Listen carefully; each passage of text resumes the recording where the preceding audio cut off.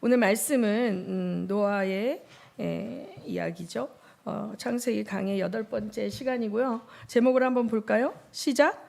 방주 안에 남은 자들. 이제 구약의 성경 신학에는 그 남은 자들이라는 그러한 신학이 있어요. 그러니까 하나님이 구약의 장대한 스토리, 뭐 대하 드라마보다도 더 길고 그 긴 스토리죠. 그 구약의 장대한 수천 년에 흐르는 세월 가운데 하나님이 이 남은 자들을, 그러니까 추려가시는 거예요. 따라오는 자들이 있고 도태되는 자들이 있어요. 미끄러져 흘러가 버리는 자들이 있고 따라오는 자들이 있어요. 끝까지 따라가는 자들이 있어요. 그 구약의 그 많은 본문들 가운데서는 남은 자들과 미끄러져 떠내려가는 사람들의 삶과 종말을 극명하게 대비하면서 보여주는 거예요. 우리가 그래서 이 구약의 거대한 숲을 바라볼 때 숲에 들어가서 길을 잃으시면 안 되고, 그 남은 자 사상이라고 그러는데 그 남은 자들이 너무나 중요한 하나님의 동역자들이거든요. 그러니까 오늘 노아 스토리에서 남은 자들이 누구겠어요? 노아의 가족 8식구죠. 노아의 방주 안에 남은 자들이라는 그 이제 말씀의 제목을 잡아봤습니다.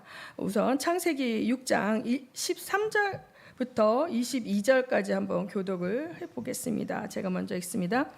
하나님이 노아에게 이르시되 모든 혈육 있는 자의 포악함이 땅에 가득함으로 그 끝날이 내 앞에 이르렀으니 내가 그들을 땅과 함께 멸하리라.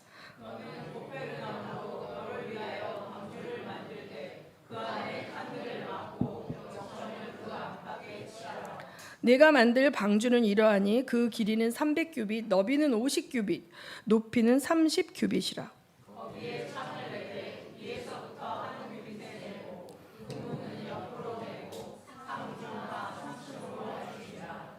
내가 홍수를 땅에 일으켜 무릇 생명의 기운이 있는 모든 육체를 천하에서 멸절하리니 땅에 있는 것들이 다 죽으리라. 너와는 내가 새 언약을 세우리니 너는 내 아들들과 내 아내와 내 며느리들과 함께 그 방주로 들어가고 혈육 있는 모든 생물을 너는 각기 암수 한 쌍씩 방주로 이끌어들여 너와 함께 생명을 보존하되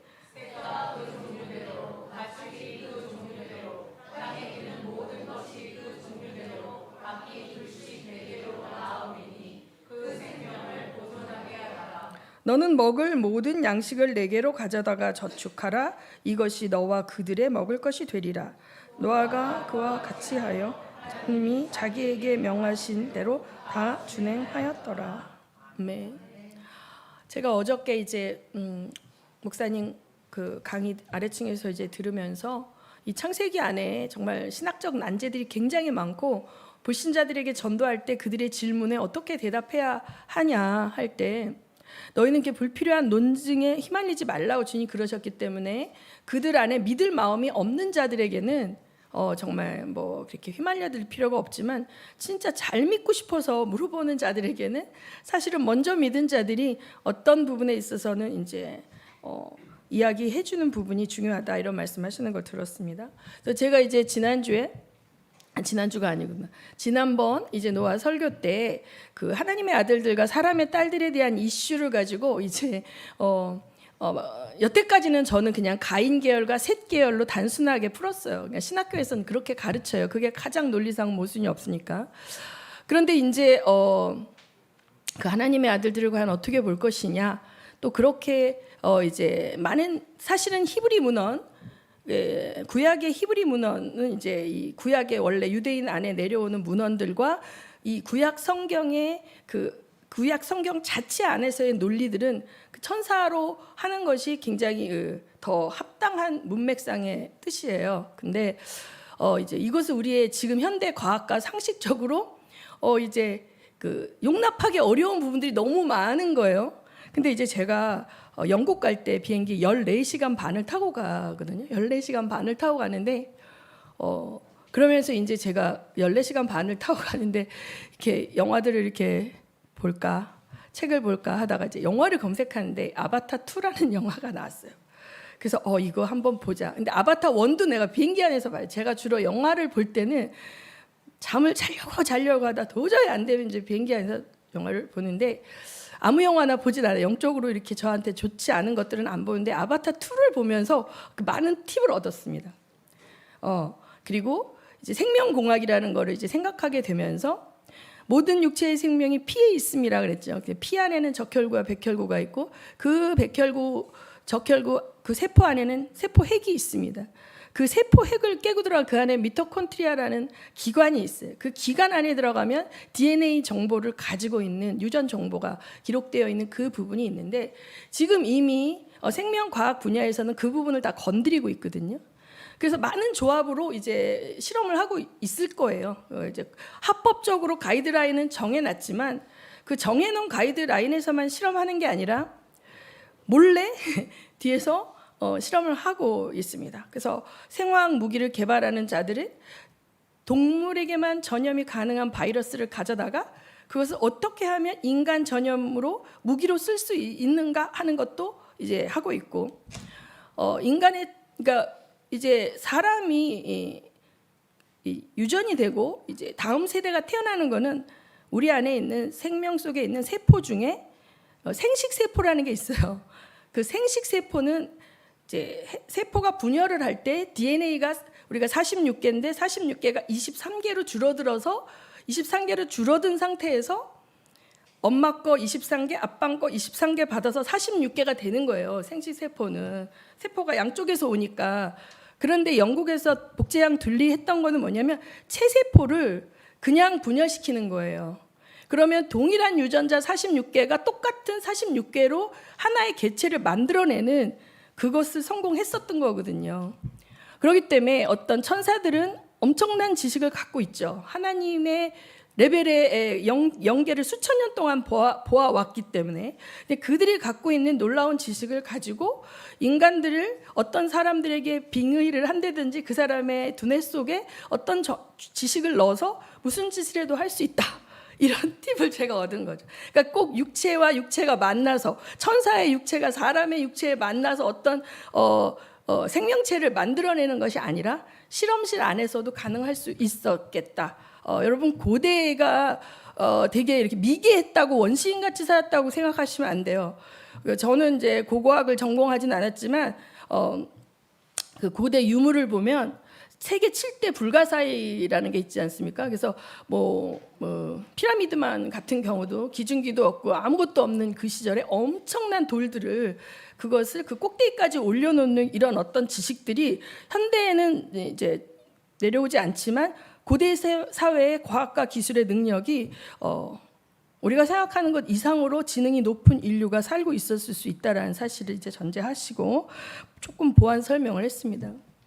그래서 이제 그런 것들의 정보들을 보면서 이제 그 사람 어떤 생명체를 그 실험실에서 배양을 하고 그 사람이 자기가 누구라고 생각할 수 있는 그 두뇌 속에 입력된 지식들을 그 뇌 속에 주입해 주는 거죠.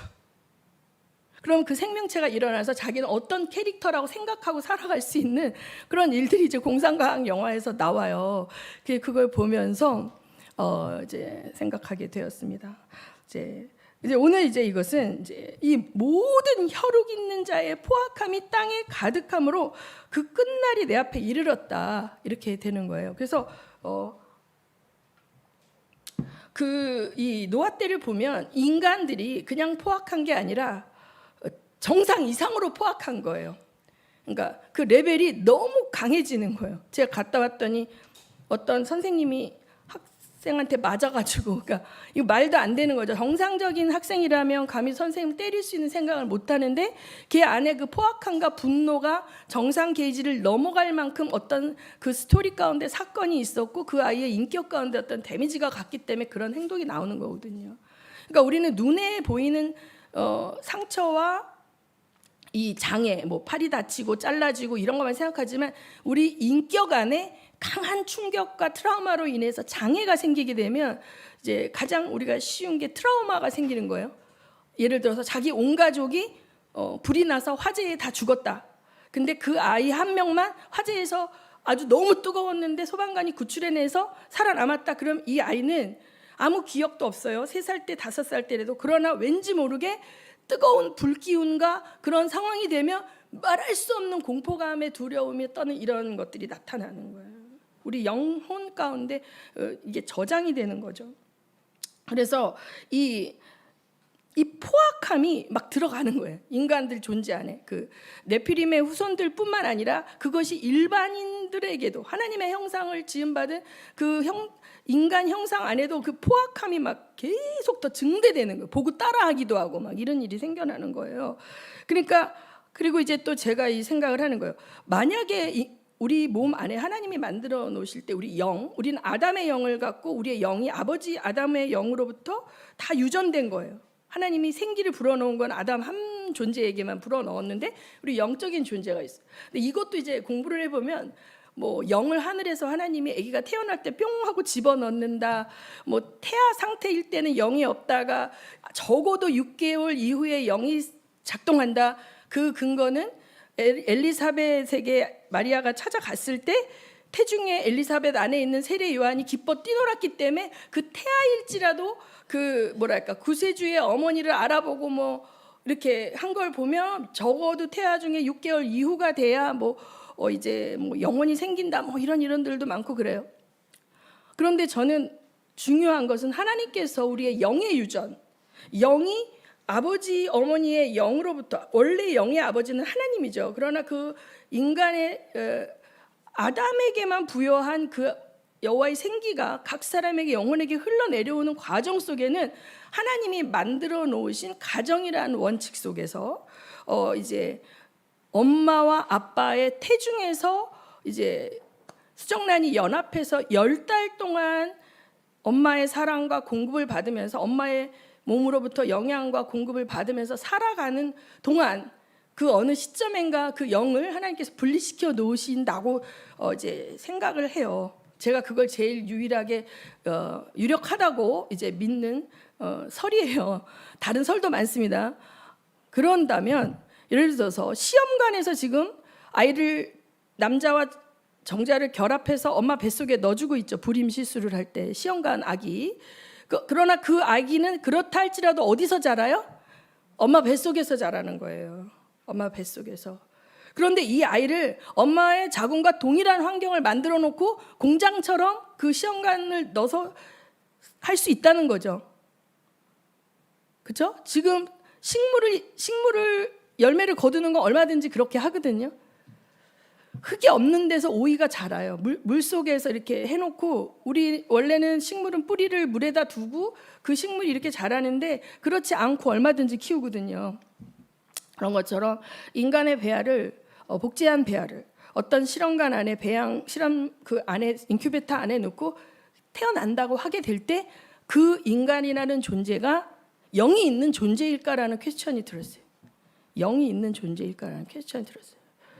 저는 아마도 그런 인간은 영이 없을 것 같아요. 하나님의 형상으로 하나님께서 부여한 영이 없을 것 같아요. 그럼 그 영들은 그렇게 태어난 존재들은 짐승과 같은 어떤 레벨의 생명체가 되면 사람과 같이 보이나 영적인 레벨은 하나님의 유일하신 어저께 목사님 가르쳐 주신 대로 기업의 상속자며 자녀로 지음받은 그 창조성의 레벨에 위배되는 사람이 나오게 되면 그들은 마귀의 도구로 얼마든지 짐승의 짓을 할 수 있고 하나님을 반역하는 군대로 연합될 수 있기 때문에 하나님은 쓸어버리실 수밖에 없었을 수도 있다는 거죠. 마지막 때가 되면 또 그와 같이 전체를 다 쓸어버려야 되는 그 심판의 때가 되면 그러한 악이 이 지구상에 창대할 거라고 생각이 되는 거죠.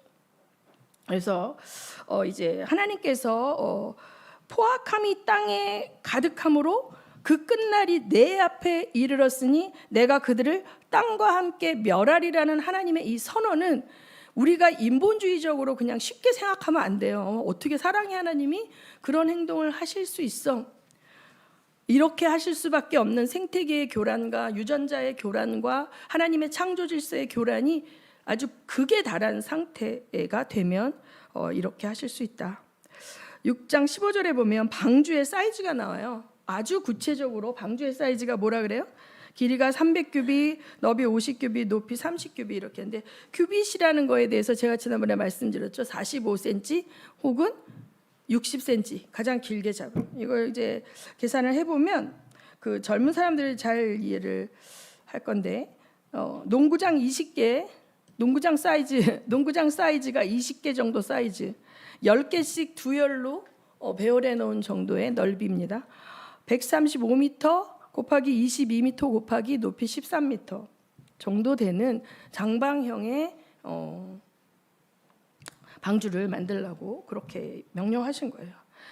창을 내라, 창을 내는데 13m 높이의 건물에 창은 위에서 한 규빗에 냈어요. 위에서 한 규빗. 그러면 13m 건물에 60cm 밑에 창이 있는 거야. 굉장히 위쪽에 있는 거죠. 창은 위쪽에. 그리고 3층 건물이에요. 3층 건물로. 제가 크루즈를 타봤는데 크루즈도 엄청 크더라고요. 근데 몇 층인지 모르지만 엄청 뭐 7, 8층 되는 건물 정도 되는 것 같더라고요. 그 안에 들어가면 배라고 생각이 안 될 만큼 넓고 별별 것이 다 있죠. 근데 이러한 이제 사이즈를 만들라고 했어요. 노아에게. 이 적재량이 43,000톤이래. 적재량은 뭐냐면 그 사이즈의 방주 안에 집어넣을 수 있는 그 물건의 양을 말합니다. 43,000톤. 1톤은 몇 킬로죠? 1,000킬로예요. 1,000킬로. 1톤이 1,000킬로인데 현재 생존하는 생명체, 포유류, 조류, 파충류 등을 합쳐서 한 17,600여 종을 실어도 방주의 3분의 1 정도만 차지한대요. 그렇게 신학자들이 계산을 해놨더라고요.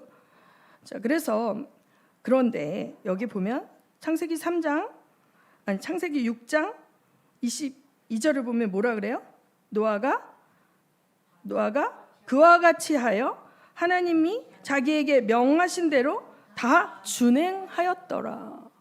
여러분, 이게 8식구가 이거를 한다는 것이 여러분 쉽지 않아요. 쉽지 않아요. 그래서 이제 또 어저께 또 누가 잠깐 질문하는 것 같아. 그들의 날은 120년이 되리라. 그래서 왜냐하면 그들이 육체가 되기 때문이라. 이 본문 그들의 날이 120년이 되리라라는 내가 그들과 영원히 함께하지 아니하리니 이 본문도 히브리어로 보면 한국어 뉘앙스하고 많이 달라요. 아주 별별설이 다 있어요. 그래서 그 신학자들의 주장을 다 이렇게 제가 보고 가장 이 본문과 무리 없이 합당하게 해석한 거를 이제 제가 취했는데 그건 뭐냐면 전번에도 얘기했지만 그들의 날을 이제 인간의 육체의 생명이 120년으로 몇백 년, 900년, 800년, 600년에서 120년으로 되리라라고 한 설도 굉장히 많은데 그러나 그 이후에 노아가 바로 120년으로 노아 이후의 사손들도 120년으로 죽진 않거든요. 차차차차 감소하는데 이 말은 이제 내가 그들과 영원히 다투지는 아니하리니 그들과 함께하지 않는 것이 영원하지는 않으리라. 이게 더 히브리어 본문의 뉘앙스와 가까이. 그러면 뭐냐면 하나님이 지금 도저히 이 포악하고 이 땅에 가득한 포악한 인류와 함께 뭘 하실 수 있는 상태가 아닌 거예요.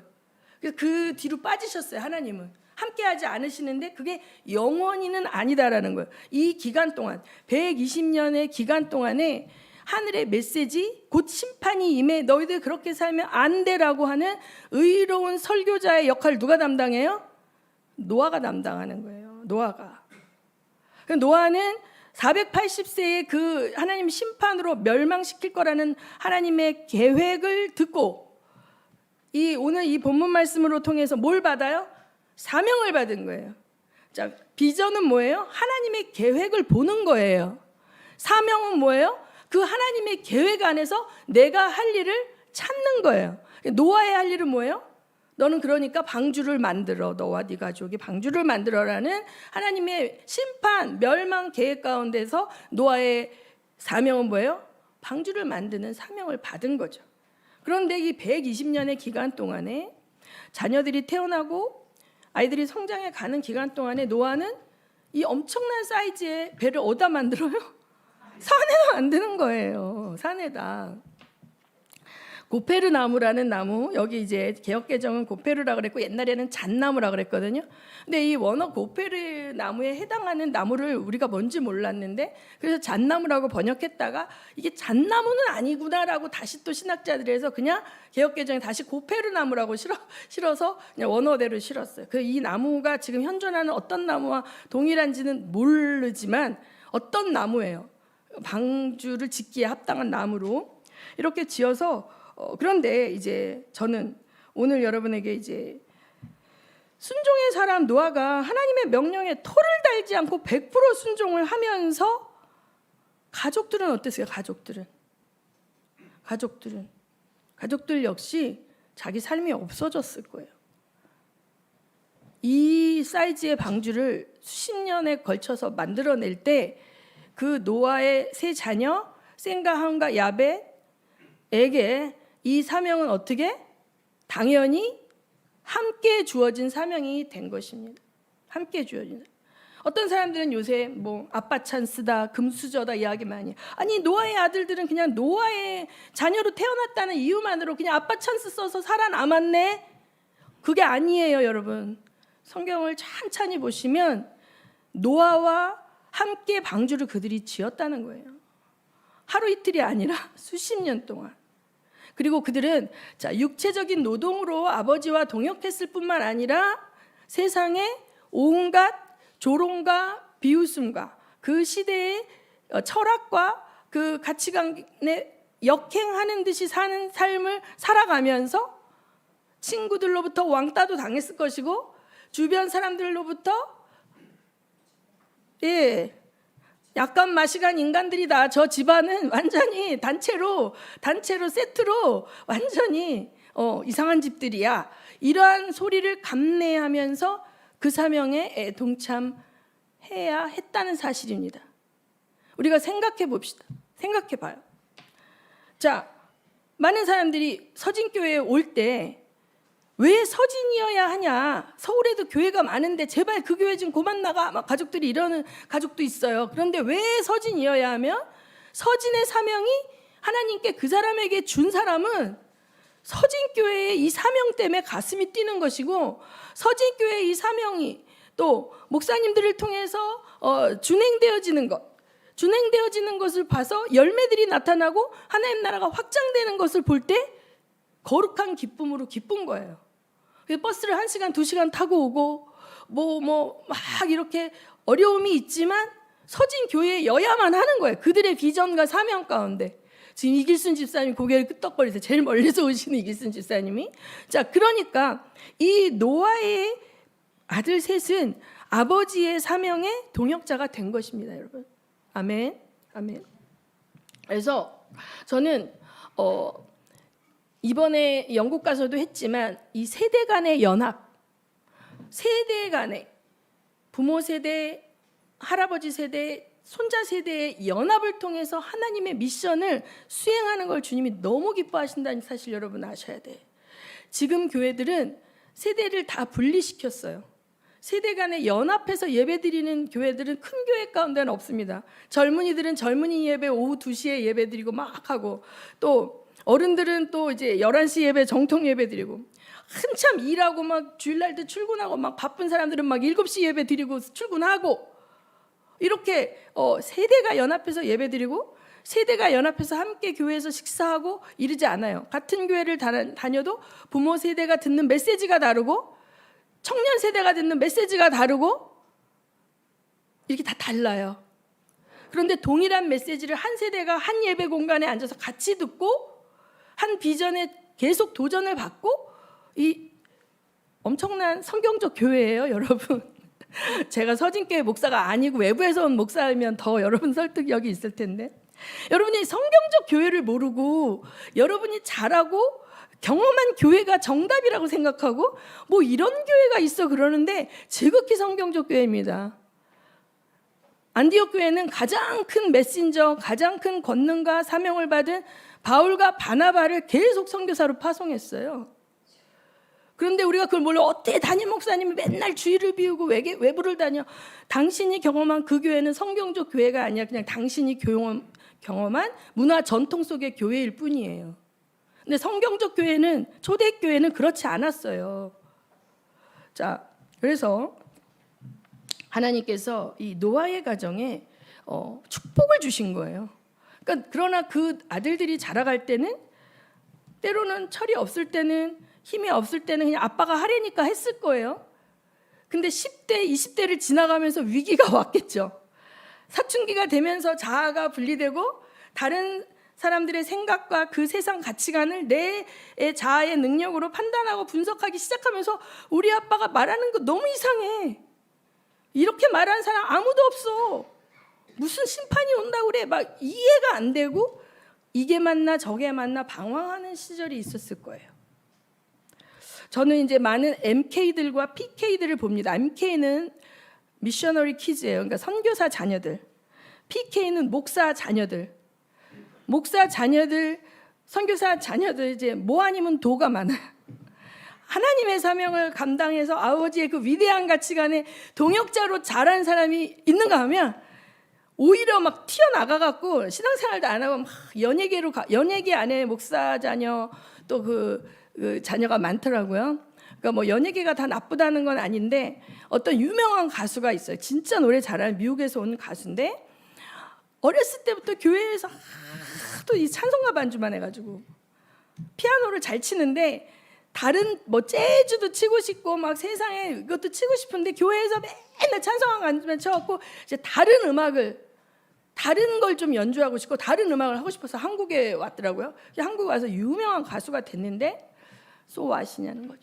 유명한 가수가 돼서 대한민국 안에서 뭐 돈을 벌 수도 있고 뭐가 말 수도 있는데 우리의 인생은 눈에 보이는 인생에서 끝이 아니라 하나님 아버지 나라에 갔을 때 하나님 아버지의 평가가 중요한 거죠.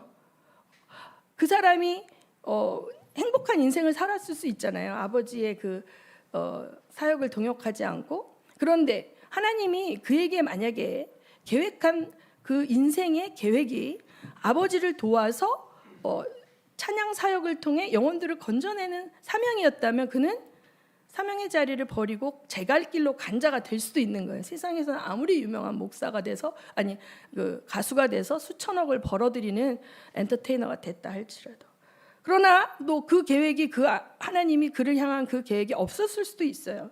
아무튼 그래서 저는 저가 상기도에서 이제 같이 4년, 5년 차 하여튼 그 시간들 가운데 계속 같이 상기도를 하고 있는 목사님이 계세요. 김병욱 목사님이라고. 중학교 2학년 때 아이들 중학교 2학년 때 교회를 개척했고 그 아이들하고 함께 이제 개척을 하면서 그 아이들 둘인데 그 아들 친구들을 데리고 이제 개척이 시작됐고 그러면서 이 아이들한테 이제 부교육자의 삶은 시작된 거예요. 아이들에게. 아들은 이제 큰 아들은 이거 뭐죠? 전자기타. 작은 애는 이 피아노 하는데 큰 아이 전자기타는 아버지의 재능을 이어받아서 진짜 잘 치는데 그분이 이제 말씀하세요. 자기가 참 너무 어리석었다. 이게 작은 애 피아노는 그렇게 뛰어난 달란트가 없는데 교회에 반주자가 필요한 거야.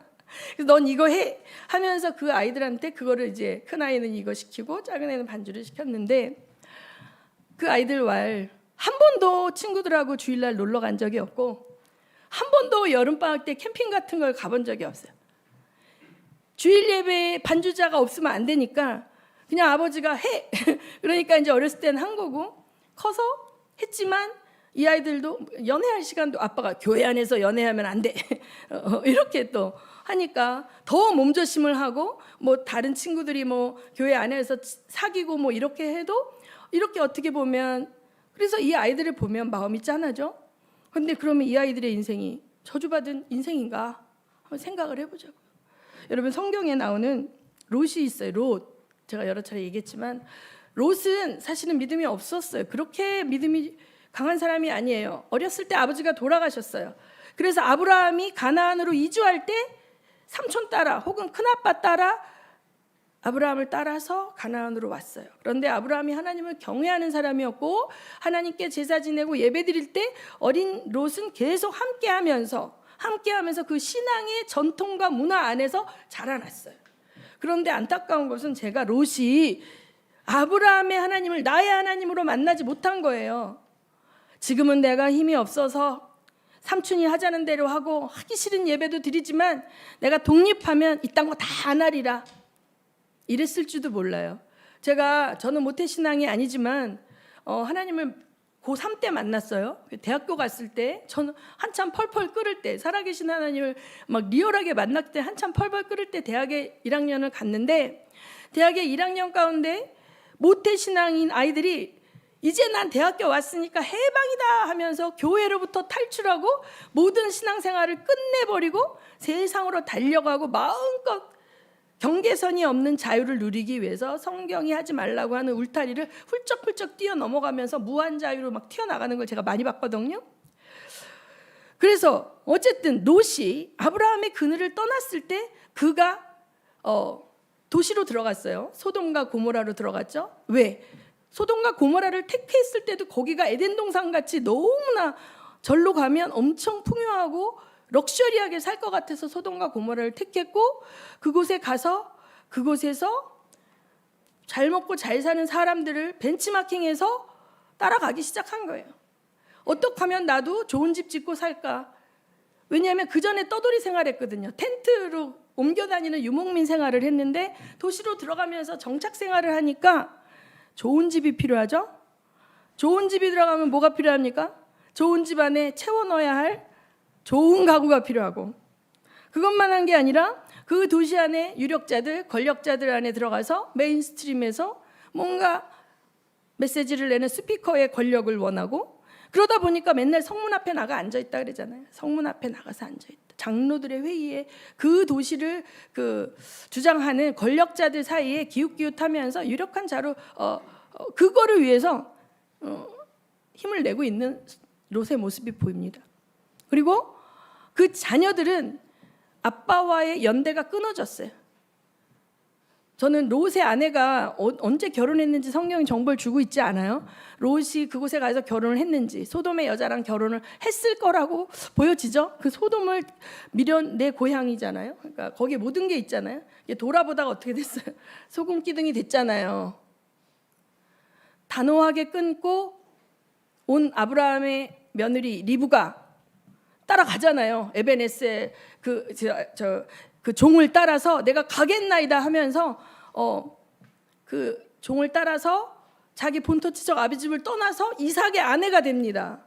여자 아브라함이에요.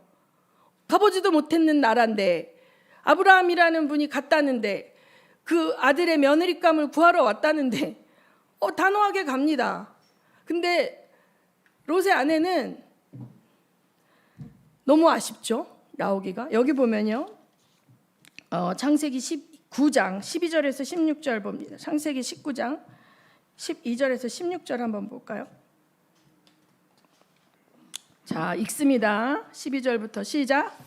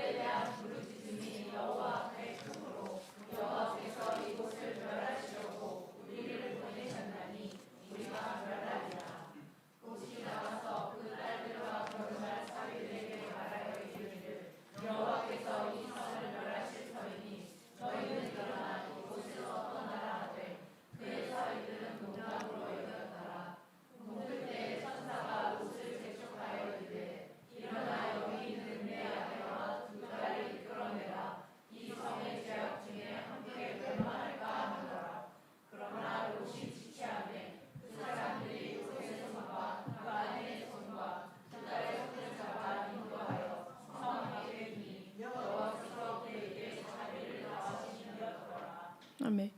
이 롯을 이끌어내는 이 본문을 잘 보면 롯도 심판의 메시지를 들어요. 아브라함이 이 노아가 심판의 메시지를 듣고 노아는 어떻게 해요? 사명을 받죠. 그래서 그 사명을 다 준행하기 위하여 자기 온 가족이 그 사명을 준행하는 인생을 살아요. 그 개인의 사생활을 얼마나 누렸는지는 모르겠지만 우리가 아까 방주의 사이즈를 미루어 짐작해 보건대 죽을 힘을 다해서 그 사명을 온 가족이 매달렸다는 거예요. 자, 그런데 이 롯의 가정에는 사명이 없어요. 그냥 하나님께서 아브라함과의 약속 때문에 주 예수를 믿으라 그리하면 너와 내 가정이 구원을 얻으리라 신약에 나오죠. 빌립보서에서. 그러나 이 아브라함 때도 역시 마찬가지예요. 아브라함의 언약 안에 그 언약의 표는 할례였고 그 할례를 집에서 길리운 자들이나 돈으로 사고 온 종들에게까지도 다 할례를 받게 해야 아브라함이 그 그늘 아래 있는 자는 하나님의 구원의 은혜를 함께 누리는 거예요. 그 롯이 그래서 아브라함의 가족이었기 때문에 하나님께서는 롯을 구원하기 위하여 심지어 소돔까지 떨어져 나가 있는 그곳에 천사를 보내서 끄집어 내려고 하고 계시는 하나님의 신실하심을 보시기 바랍니다, 여러분. 롯은 하나님을 예배하는 삶을 살지 않았고 세상으로 흘러 떠내려가서 세상 가치관과 철학에서 어떻게 보면 유력한 자가 되고자 하며 살고 있었으나 하나님의 신실하심은 메신저를 보내서 심판이 있다. 여기는 멸망한다. 여기서 나오라라는 메시지를 주는데 롯은 어떻게 하고 있습니까? 계속 긴가민가 하고 있고 머뭇머뭇거리고 있는 거예요. 마지막 그날까지도. 자, 그러나 이 사위와 결혼에 약혼식한 딸들과 사위들에게 말을 합니다. 그러나 자기 안에도 미련이 남아 있어요. 그러니까 이 성을 멸하실 터이니 너희는 일어나 이곳에서 떠나라 하니까 사위들이 뭐라 그래요? 농담으로 여긴다는 거예요. 전혀 영적 권위가 없어요. 영적 권위가 없어요. 내가 믿지 않는 메시지를 강단에서 전할 때 성도들이 변화되지 않습니다. 지식적으로는 아주 저보다 더 화려한 많은 지식을 전할 수 있겠지만 그 전하는 자가 그 믿음이 없다면 역동이 일어나지 않아요. 믿음이 영적인 것이기 때문에. 이 롯이 하나님의 심판과 이 도시를 멸망한다고 하는 것에 대해 계속 긴가민가 하고 있으니까 재촉해서 빨리 데리고 나가라, 빨리 나가라, 재촉해서 나가라 하는데 롯이 어떻게 해요? 지체함에 결단하지 않아요. 지체하고 있어요. 그러니까 마지막 때 어떻게 했어요? 천사들이 손을 잡은 거예요. 누구 손? 자녀들의 손만 잡은 게 아니라 롯의 손까지 잡고 끌어 나와야만 나올 수 있는 정도의 믿음이에요, 여러분. 이 지옥불에서 롯 때문이 아니라 아브라함 때문에 천사가 손을 잡고 지옥불에서 끌어내야 될 정도의 믿음밖에 없었어요. 그래서 롯과 그 아내의 손과 그 딸의 손을 잡아서 막 이끌어내서 이 시점까지 온 다음에 니네 저까지 달려가라. 그랬더니 또 못 간대. 너무 멀다고. 거긴 힘들다고. 못 간대. 여러분 정말 성도들 가운데에서도 물에 빠진 사람 건져내면 보따리 내놓으라고 하는 성도들 많습니다. 이렇게 불편 저렇게 불편 10번 섬겨주다 한 번 뭐 이렇게 좀 직면해서 이렇게 쓴소리하면 사랑이 없다. 이 교회는 더 이상 안 나온다 하면서 끊고 나가고. 자, 이 하나님의 선택에서 미끄러져 나가는 사람들의 특징을 보면 가인도 자기가 살인을 저질렀잖아요. 그래서 나 죽으면 어떡해요? 하나님이 가인의 표를 줬잖아요. 그래 가인의 표를 주고 맨날 자기는 자기 입장만 있는 거죠. 자기의 죄는 보지 아니하고 억울함만 있고 분노만 있고 나만 힘들어 이런 식의 생각을 많이 가지하고 감사가 없어요. 하나님께서 주신 것 또 하나님의 공동체와 믿는 사람들이 흘려보내준 것을 당연히 누리고 감사가 없어요.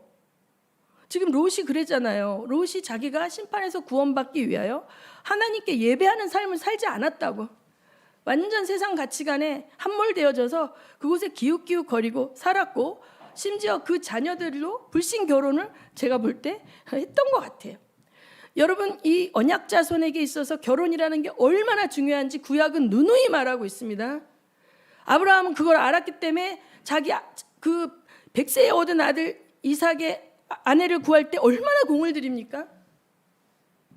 가나안의 그 극악에 달한 우상 숭배와 타락과 음란의 문화 속에서 며느리를 취할 수 없었기 때문에 먼 길을 떠나서 만약에 못 찾아오면 어떡해요? 그러면 못 찾아오면 아무나 데리고 오지 말아라. 안 따라오겠다는 그냥 와라. 그러니까 굉장히 신중하게 그 자녀의 배우자를 선택하기 위해서 기도하고 이런 모습을 보는데 롯의 사이들은 존중함도 없고 권위에 대한 존중함도 없을 뿐만 아니라 여러분 여호와의 신앙도 그 당시에 있었어요. 구약 안에 아브라함이 소돔의 5도시와 이 싸움 붙었을 때 갔다 오면 여호와의 제사장 멜기세덱이 나오지 않습니까? 근데 여호와의 신앙, 여호와를 섬기는 신앙이 있었는데 그 신앙이 유일하신 하나님 여호와가 아니라 수많은 신들 중에 하나로 여호와를 섬기는 그런 정도의 신앙으로 격화되어 있었던 것이에요. 그러니까 그들은 여호와의 이름과 바알신의 이름을 겸하여 부르는 게 당연하다, 이상하지 않다. 왜? 바알신의 이름과 아세라의 이름은 같이 부르니까. 바알신의 이름과 마르둑의 이름은 같이 부르니까. 그런데 하나님은 아니라는 거죠. 그 신들은 하나님의 레벨이 아니라 타락한 천사들에 의해서 제조되어진 가짜 하나님이거든요. 그러니까 오직 하나님은 하나님만을 섬기는 신앙만이 유일하신, 하나님만의 차별화된 신앙, 오직 하나님만 섬기는 그 신앙만이 하나님을 믿는 신앙이에요. 아멘. 다른 것과 겸하여 섬길 수가 없는 존재가 여호와 하나님인 걸 아시기 바랍니다. 아멘. 우리 히브리서 말씀 봅니다. 11장 6절 시작.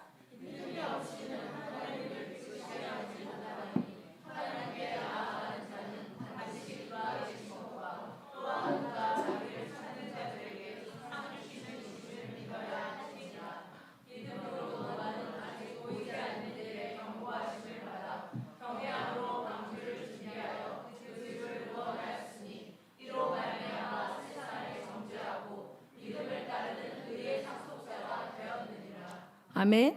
자, 여기서 믿음이 없이는 하나님을 기쁘게 하지 못한대요, 여러분. 여러분의 믿음이 하나님을 기쁘게 하는 믿음이 되기를 바랍니다. 자, 근데 기본은 뭐냐면 기본은 그가 계신 걸 믿어야 돼. 근데 그가 존재의 유무를 믿는 게 아니라 그가 어떤 분이신지를 알아야 돼요. 하나님이 있다라는 건 불신자들도 알아요. 무신론자 아닌 이상. 그가 계시다는 걸 믿는다는 것은 그가 어떤 하나님이고 그의 인격이 어떤 분이시며 그가 좋아하는 것은 무엇이며 그가 가장 싫어하는 것은 무엇인가까지 아는 거예요. 그래 하나님 아는 거잖아요. 제가 우리 형제님을 알아. 근데 얼굴만 알아, 이름만 알아. 그럼 아는 게 아니야. 그죠? 얘는 뭘 좋아하고 얘의 꿈은 무엇이고 어느 직장에서 일하고 있고 부모님은 무슨 일을 하시고, 그죠? 좋아하는 배우자의 타입은 뭐고 제가 압니다. 자, 그렇게 알면 아는 거잖아요. 그렇죠? 자, 우리가 하나님 그렇게 알아야 돼요. 여러분 교회 30년 다녔습니까? 여러분 뭐 장로님입니까? 중요하지 않아요. 여러분 하나님 어떻게 알고 계십니까? 여러분을 향한 그분의 뜻이 무엇인지 아십니까? 그분이 하시고자 하는 일이 무엇인지 아십니까? 그분이 이 시대에, 이 마지막 때에 눈물을 흘리시고 계시는 이유가 뭔지 아십니까? 하나님이 아는 걸 내가 알아야 돼요. 자녀들이 여럿이 있어요. 그런데 어떤 자녀는 엄마의 눈빛만 봐도 알아요. 근데 어떤 자녀는 전혀 관심이 없어요. 여러분 롯의 자녀들이 어땠습니까? 이 롯의 자녀들은 살아남는 것이 목적이었어요. 하나님에 대해서 전혀 몰라요. 어떻게 자랐어요? 소돔의 타락한 문화와 음란한 문화를 보고 자라니까. 그 당시 여자는 백그라운드가 남편 아니면 아버지거든요. 자, 지금 보니 남편 될 사람들은 조롱하며 안 나오다가 어떻게 됐어요? 소돔에서 불타 죽었어요. 그리고 남은 건 아버지예요. 이 아버지가 없으면, 이 아버지가 돌아가시면 우리는 천의 고아를 어디서 왔는지도 모르는 떠돌이로 그냥 큰일 나겠으니 어떡합니까? 아버지를 술 취하게 하고 아버지의 씨를 받아서 자녀를 잉태하겠다고 하는 엄청난 발상을 하지 않습니까? 그것이 어떻게 하나님께로부터 온 거예요. 소돔과 고모라에서 보고 자란 대로 하는 겁니다, 여러분. 그러니 우리 자녀가 어떤 문화에 노출돼서 자라는지 기도로 지키시는 부모님 되시기를 예수님 이름으로 축원합니다. 저는 참 마음이 아파요. 이 나라 정치가 너무 혼란하고 뭐 야당 여당을 떠나서 뭐 감옥 가고 뭐 나오고 뭐 어제까지 유력한 사람이었던 사람이 뭐 감옥에 가고 막 이런 일들이 많지 않습니까? 그런데 뭐 가짜 스펙을 만들었다는 죄로 그 엄마가 감옥에 가 있는데 그 딸이 하고 있는 모습은 저는 너무 마음이 아파요.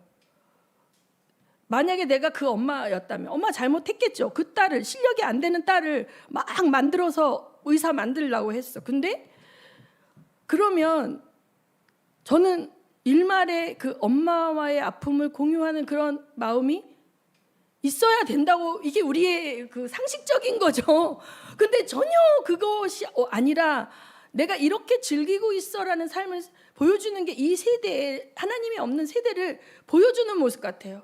나 이렇게 맛있는 데 가서 뭐 먹었어? 나 이렇게 날씬해? 나 이렇게 예뻐? 나 명품 입고 예쁜 거 입고 사진 올리고 나를 자랑하는데, 이 자랑이 부모 세대의 권위와 부모 세대의 가치와 부모 세대의 그 어떤 선한 영향력으로 이어받아진 그런 것이 아니라 정말 육체의 정욕과 안목의 정욕과 이생의 자랑에 머물러 있다. 이게 저주지 뭐가 저주겠어요. 그런데 이게 믿는 자녀들 가정 안에는 안 그러겠냐고요? 제가 그 유명하신 이제 한 세대 위의 목사님이 그 얘기를 하셔요.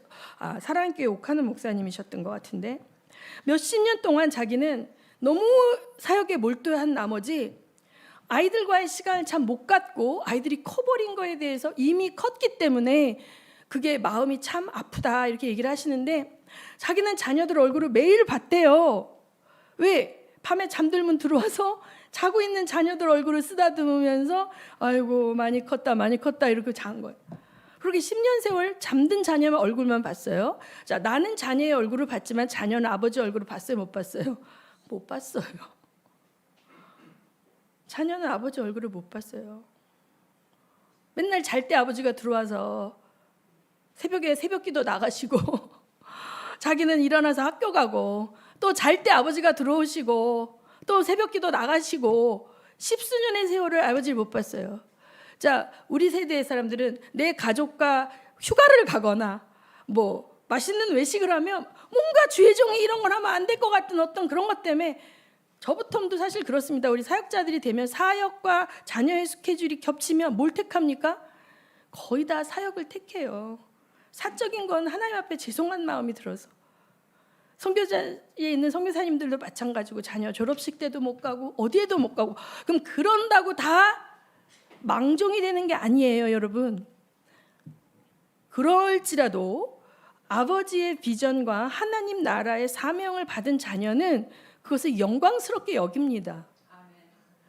그러나 이 아버지의 결핍과 그 사랑의 부재는 있죠. 그것을 감당해야 할 몫으로 기꺼이 감당할 수 있는 자는 남은 자의 대열에 들어오는 거고, 백날 아버지 엄마 맨날 뭐 예수 믿는다 그래도 나한테 해준 게 뭐 있어? 이렇게 되면 롯의 자녀의 길로 가는 것이죠. 그러므로 사명을 공유하는 게 엄청난 축복이다. 하나님의 미션을 다음 세대로 유전하시고 유업으로 넘기시는 게 하나님의 뜻이에요. 그들이 그렇게 뛰쳐나가서 갈 곳은 뻔해요. 세상 문화 속으로 들어가서 친구들하고 어울리고 그 또래들하고만 어울리면서 하나님으로부터 오는 거룩한 가치가 구시대의 것이고 고리타분한 것이고 지긋지긋해라고 끊어버리는 순간 그들은 세상의 가치관에 흘러 떠내려갈 수밖에 없는 것이죠.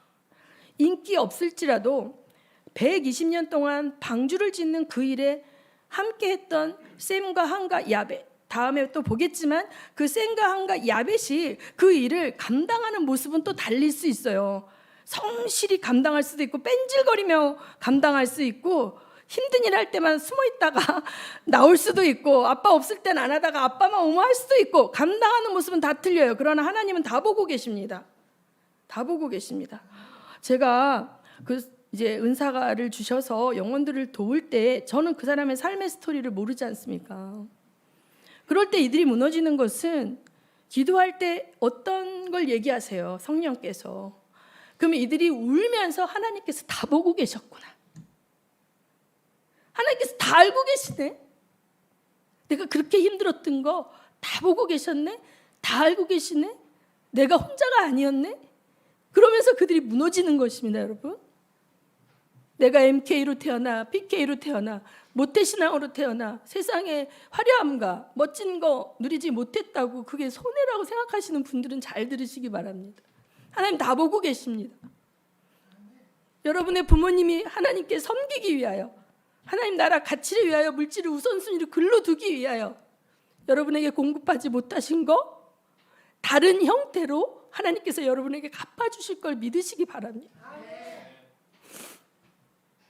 그 약속을 지키기 위해 믿음을 배반하고 사명을 내려놓고 돈 벌러 가는 사역자도 있어요.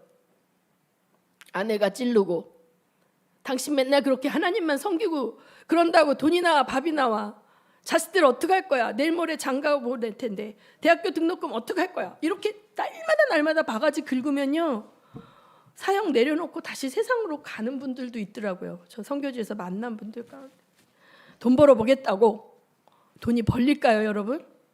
돈 안 벌려요.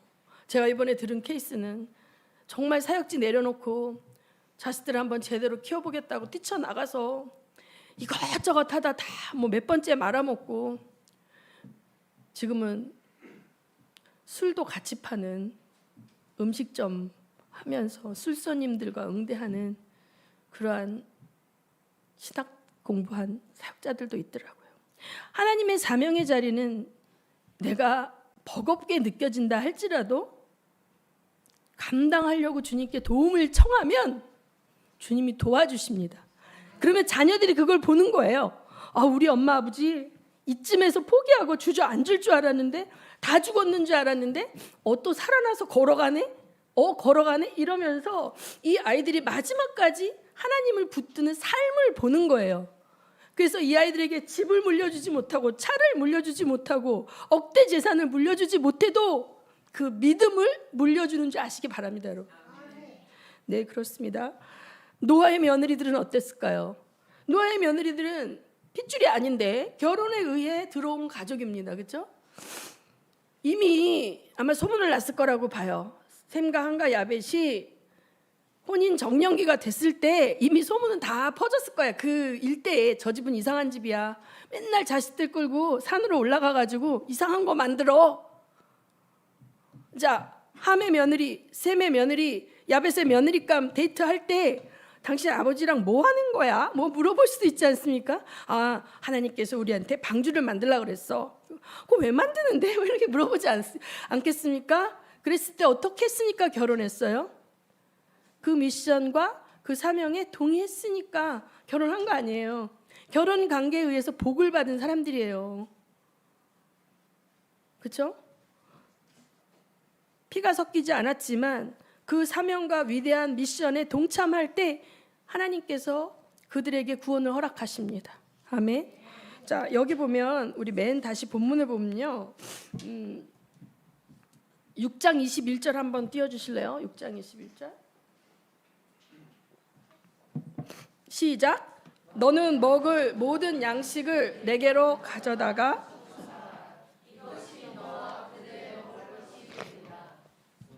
아멘. 여기까지 보면, 자, 이들이 방주를 다 완성했는데 거기서 끝이 아니에요. 홍수가 내리기까지 이들은 뭐 해야 돼? 식량 줘다 날라야 돼. 곡식 갖다 쌓아야 돼요. 아까 제가 얘기했잖아요. 그 방주 사이즈에 이게 다 태워도 3분의 1 정도밖에 안 찬다 그랬죠. 나머지에는 이거 채워야 돼요. 제가 시간 관계상 다른 본문은 못 읽는데, 자 보면 이 방주가 홍수가 내리기 시작하고, 그러니까 다 들어간 다음에 문이 닫기 시작하고 방주에서 나올 때까지 거의 1년의 세월입니다. 1년의 세월. 사람 8식구와 그 모든 온갖 종류의 동물들이 1년을 그 안에 있어야 되는 거예요. 1년을. 자, 그러면 1년 동안 그들이 먹을 것을 어떻게 해요? 방주가 완성된 다음에는 거기다 채워야 돼. 뭐 밀가루 10푸대 채워도 되겠습니까? 그게? 엄청난 식량을 거기다 채웠어요. 자, 그리고 방주에 있는 1년 동안 이 동물들이 먹었죠? 먹었으면 어떻게 합니까? 싸겠죠. 싸는 거 어떻게 해요? 치워서 한 곳에다 놔둬야 돼요. 짐승을 돌보는 일을 하는 거야.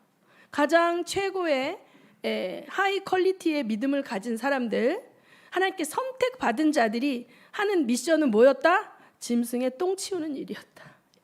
다 다 죽어가는 세상 가운데 방주의 남은 자들이 했던 것은 걔들이 먹이고 걔들이 싼 거 처리하는 일이었다. 여러분, 교회가 엄청 홀리홀리 거룩한 곳이라고 생각하지 마세요. 교회는 짐승 같은 사람이 오는 거예요. 홀리홀리 완성된 자가 아니라 짐승 같은 삶을 살았고 자기가 왜 사는지도 모르고 향방 없이 다름질하고 뻘짓하고 허탄한데 돈 쓰고 에너지 쓰고 쓰고 진짜 대책 없는 사람들도 오는 곳이 교회입니다. 여러분, 오면 여러분 어떻게 해야 됩니까? 돌봐줘야죠. 먹여줘야죠. 닦아줘야죠. 그거 해야 돼요. 그것이 교회예요. 그들이 아빠 찬스로 그냥 구원받은 것이 아니라 방주 안에서 홍수로 밖에서 다 죽어가는 동안 그들의 생명의 선에서는 그들에게는 수고함이 있었다는 거. 그리스도의 남은 고난을 내 육체 가운데 채우는 것 같은 그러한 고난의 삶이 있었던 거. 럭셔리한 삶이 아니었다는 거예요. 그걸 기억하시기 바랍니다, 여러분. 그래서 하나님은 미안해하세요. 미안해하세요. 그래서 갚아주세요. 이상 목사님이 코가 너무 예민한 분이래요. 그래갖고 냄새를 못 견뎌하는데 초창기에 중국에 들어갈 때 여러분, 중국 사람들이 물이 귀해요. 그리고 그 문화 자체가 잘 씻는 문화가 아니거든요. 그러니까 제가 유대인들 예루살렘에서 오순절 때 유대인들 성전에 그 통곡의 벽 하나 남은데 그들이 다 율법의 말씀 따라서 오잖아요. 막 엄청 인산이네 막 이렇게 부닥치는데 너무 향기가 나. 다 깨끗이 씻고 오는 거야. 그들은 하나님 앞에 갈 때 정결하게 씻고 와갖고 다 뭐 샴푸 냄새, 비누 냄새 막 이렇게 수많은 사람들이 밀려다녀도 그렇게 하는데 중국인들은 사실 잘 안 씻고 제가 초창기에 갈 때만 해도 되게 힘들었는데 저보다 한 십몇 년 전에 더 들어가셨으니까 그들이 엄청 그랬는데 회개했대요. 이분이 그 자기가 냄새 나서 기차 타고 갈 때 이렇게 문 열고 이렇게 밖으로 내놓고 있었던 것을 막 자기가 그들이 숨이 막혀갖고 막 이렇게 밖에 내놓고 그러니까 인간적으로 약간 경멸의 감정을 요만큼 가졌었던 부분을 회개했다 그러더라고요. 근데 이분이 그럴지라도 내가 좋아하진 않아. 그런데 가라면 가는 거예요. 행복해서 가는 게 아니라 하나님 사랑하기 때문에 가는 거예요. 그런데 내 육은 혼은 기쁘지 않을지라도 순종하는 그 순종의 인내를 그 씨름을 주님은 미안해하시는 하나님이신 줄 아시기 바랍니다. 그래서 너무 니글거리고 힘들어서 정말 김치가 먹고 싶다. 기도한 게 아니라 김치가 먹고 싶다 했는데 호텔 계속 김치를 누가 가져다 주더라잖아요. 그래서 이분이 이게 김치가 오네? 주님이 보냈나 우연히 왔나 해갖고 자기가 짱아찌는요 하면서 실험했다는 거 아니에요. 짱아찌도 오나 안 오나. 하나님은 이 미션을 수행하는 자들을 잔인하게 부리는 혹독한 노예 농장의 주인이 아니에요. 긍휼의 아버지세요, 여러분. 노아인들 생과 함과 야벳을 그 산꼭대기에 무거운 그 고페르 나무 끌어올리는 일에 땀을 뻘뻘 흘리며 일하는 자녀들을 볼 때 미안한 마음이 없었겠습니까? 그렇죠? 그 마음이 아비의 마음이거든요. 그럴지라도 이 미션을 함께 동참하는 그 일을 멈추게 할 수 없었고 그런 과정 속에서 어렸을 때는 아버지가 나보다 더 힘을 번쩍 들고 가던데 몇십 년의 세월이 흐르면서 아버지가 나보다 힘이 더 약해졌네? 자녀들이 더 힘이 세지고 자녀들이 더 강건해지면서 그 세대가 이어받아서 가는 이 흐름 속에서 하나님의 미션이 다음 세대에게 자연스럽게 이행되어져 가는 그 미션이 얼마나 귀했겠습니까, 여러분? 그래서 저희가 하나님께서 이 시즌에 하나님께서 다음 세대들 또 우리 교인분들이 이 서진의 미션을 함께 해야 하는 판을 자꾸 벌리시는 것 같아요. 그렇죠?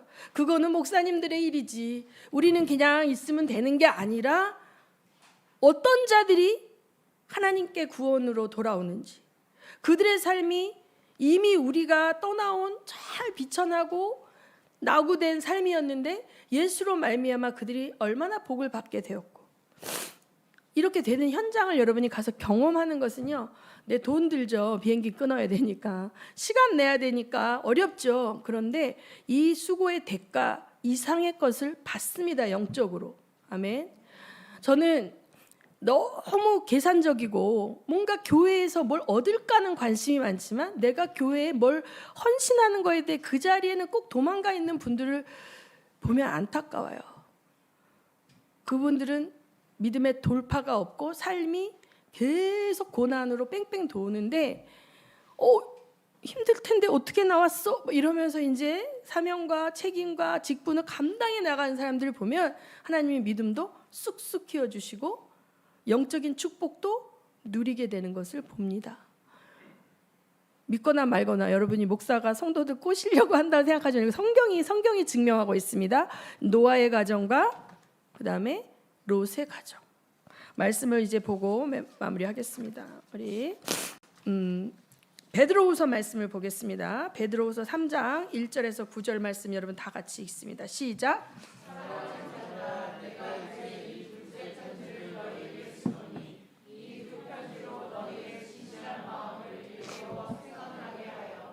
곧 거룩한 선지자들이 예언한 편지,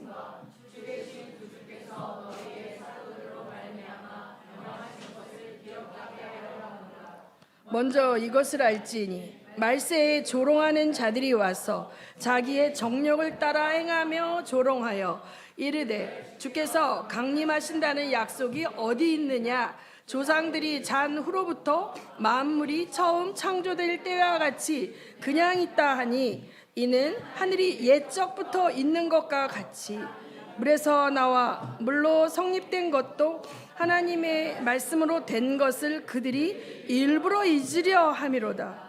이로 말미암아 그때의 세상은 물이 넘침으로 멸망하였으되, 이제 하늘과 땅은 그 동일한 말씀으로 불사르기 위하여 보호하신 바 되어 경건하지 아니한 사람들의 심판과 멸망의 날까지 보호하여 두신 것이니라.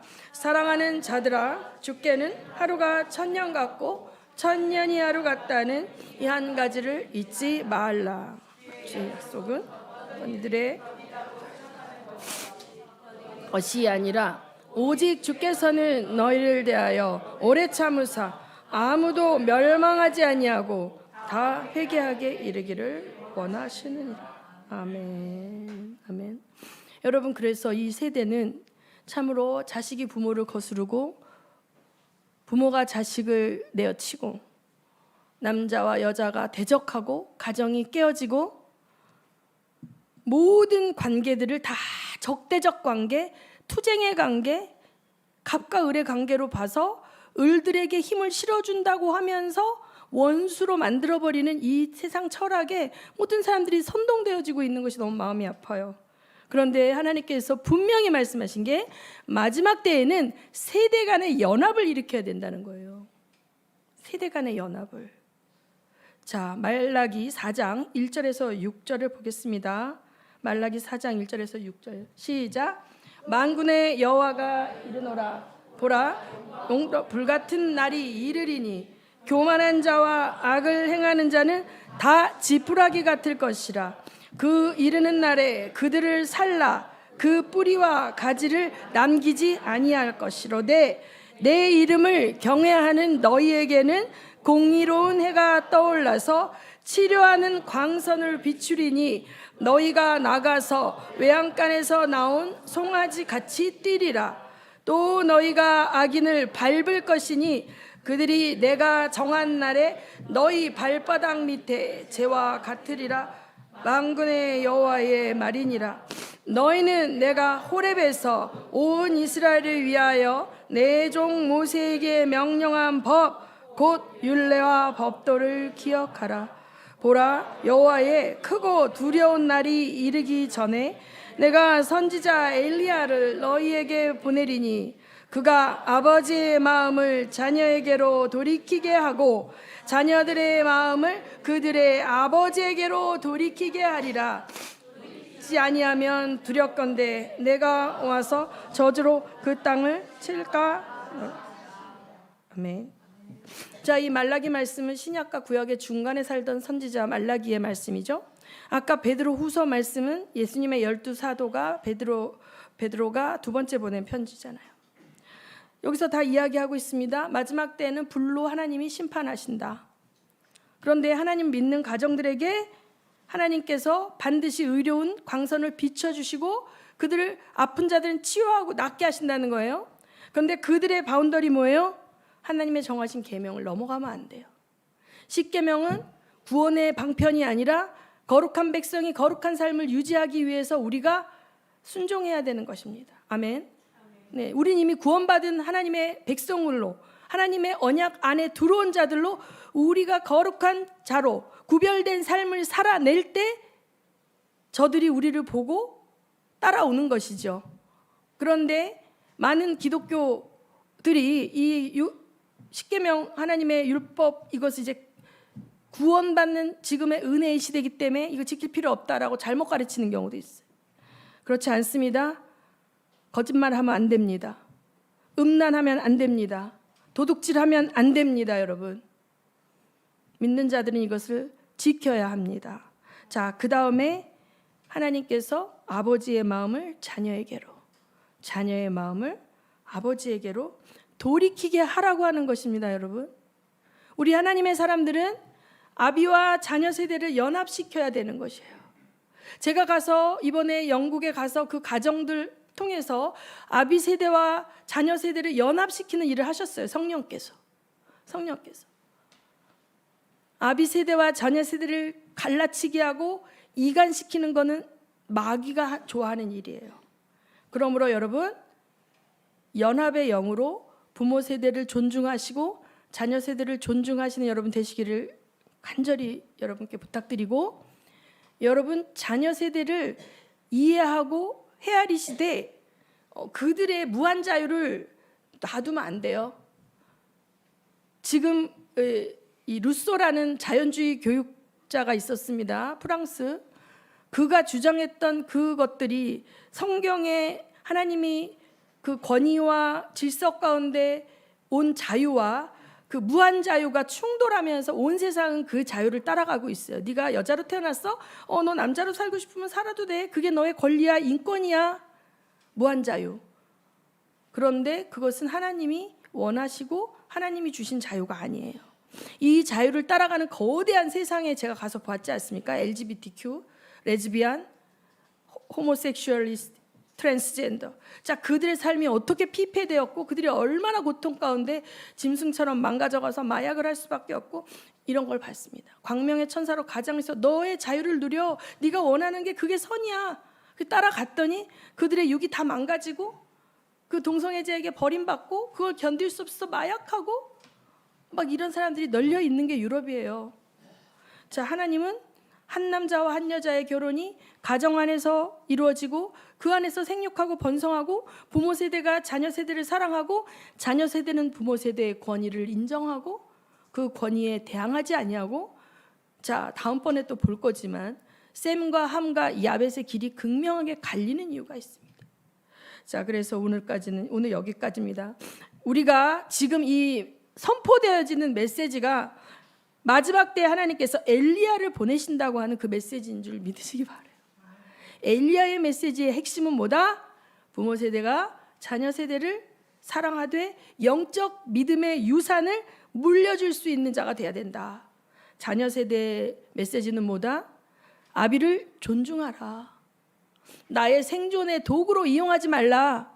밟고 일어서서 나 살겠다고 롯의 자녀들과 같이 아비를 이용하지 말라. 저주다. 부모를 존중해라. 부모의 모습이 내가 따라가기 힘든 삶의 흔적들이 있을지라도 그것을 허물을 덮어줘라. 허물을 가리워라. 그것이 하나님의 복을 받는 비결임을 예수 이름으로 여러분들에게 가르쳐드리며 축복합니다.